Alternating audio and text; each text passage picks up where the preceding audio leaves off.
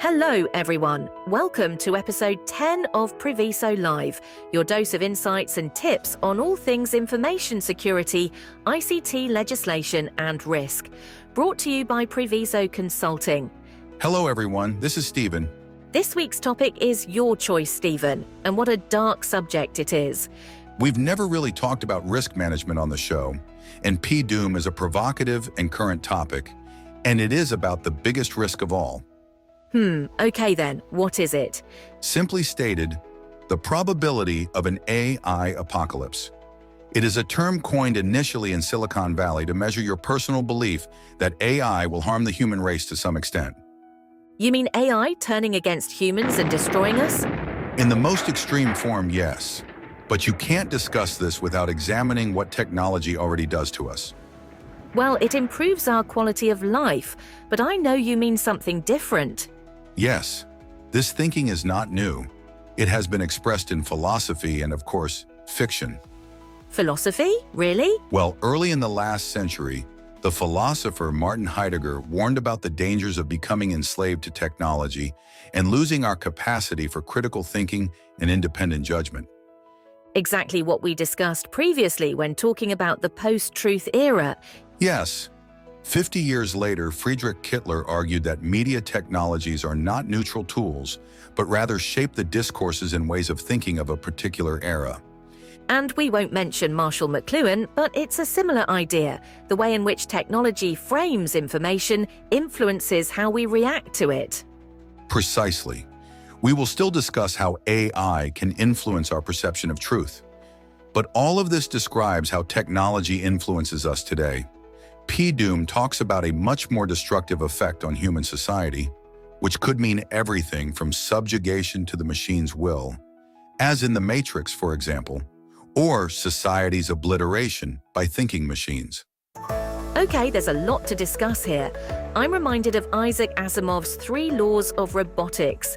First, a robot may not injure a human being or, through inaction, allow a human being to come to harm. Second, a robot must obey the orders given it by human beings, except where such orders would conflict with the first law.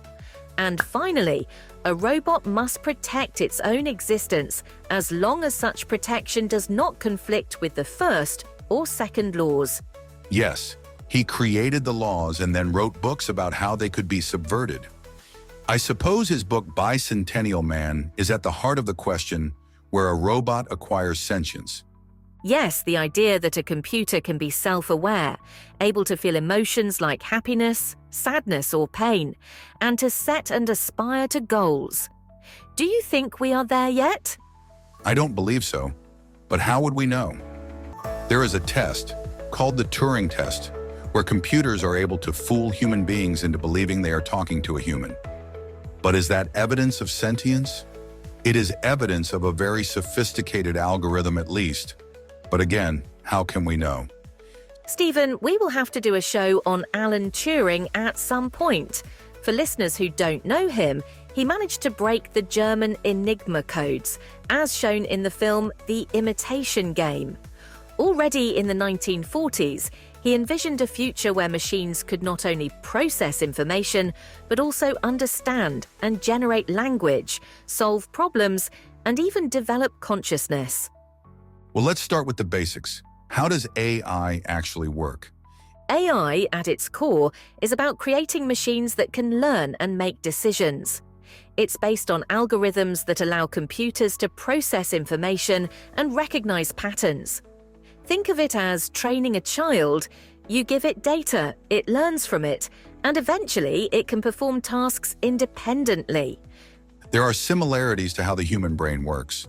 What's key is that the developers create this learning capability, but they do not know what is happening inside the machine. The developers train it to learn, but the internal logic of the AI is invisible, just like neural pathways in the brain.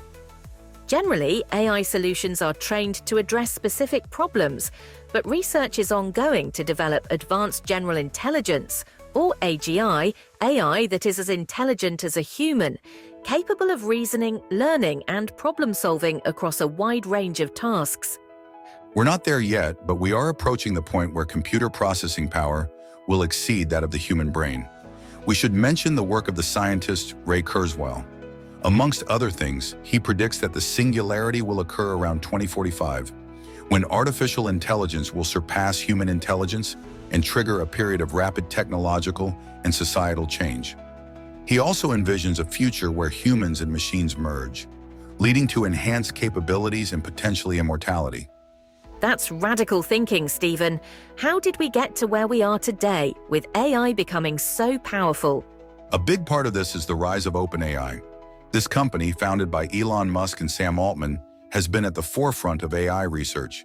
They've developed models like GPT-4, which can generate human-quality text. There was a lot of drama at OpenAI, wasn't there? Yes, there was. Sam Altman, the CEO, was actually fired at one point.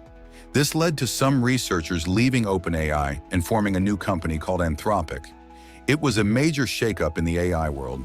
Anthropic was formed because some of the OpenAI developers were concerned about the direction OpenAI was taking. The view that it was becoming less transparent and moving away from the initial premise that it would develop solutions to benefit mankind and focus more on profit. OpenAI was eventually purchased by Microsoft. So what's the big deal with AI? Why is everyone so worried about P-doom? Well, the concern is that as AI becomes more advanced, it could potentially surpass human intelligence. This could lead to scenarios where AI makes decisions that are harmful to humanity. For example, AI could be used to develop autonomous weapons or manipulate information on a massive scale. But isn't this all a bit far-fetched? Not necessarily. Many leading AI researchers are genuinely concerned about the potential risks. Some argue that AI could develop a sense of self-preservation, leading to conflict with humans. Others worry about AI being used to create powerful tools that could fall into the wrong hands. AI is already causing harm in the world, isn't it? Absolutely. One major issue is AI bias. Many AI systems, particularly those used in areas like hiring and lending, have been shown to discriminate against certain groups. This is a serious problem that needs to be addressed. You have me worried a bit, Stephen. So what can be done to mitigate the risks of AI? There's no easy answer.